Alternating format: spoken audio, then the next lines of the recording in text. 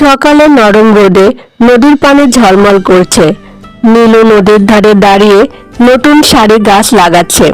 পেছনে বন্ধুরা সাহায্য করছে। নদী বাঁচেছে, কিন্তু এখন আরো প্রয়োজন যত্ন। নতুন জীবন শুরু হয়েছে। গ্রামের মানুষ নদীর তীরে ছোট ব্যবসা এবং বাঁশের বেড়া তৈরি করছে। সবাই একসাথে কাজ করছে। একসাথে মিলে বদল সম্ভব।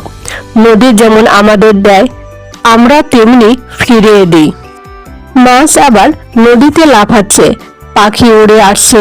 নীলু ও বন্ধুরা নদীর পাশে দাঁড়িয়ে আনন্দ করছে।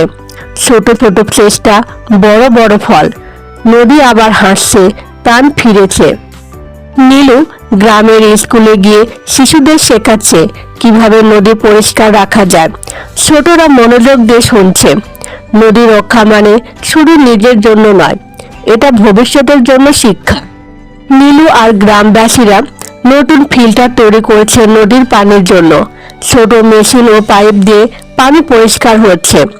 যখন মানুষ বিজ্ঞান ও মন দিয়ে কাজ করে, নদী আবার সুস্থ হয়ে ওঠে।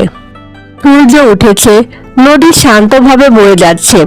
নীলু, বন্ধুরা ও গ্রামবাসীরা একসাথে নদীর ধারে দাঁড়িয়ে নতুন গাছ লাগাচ্ছে।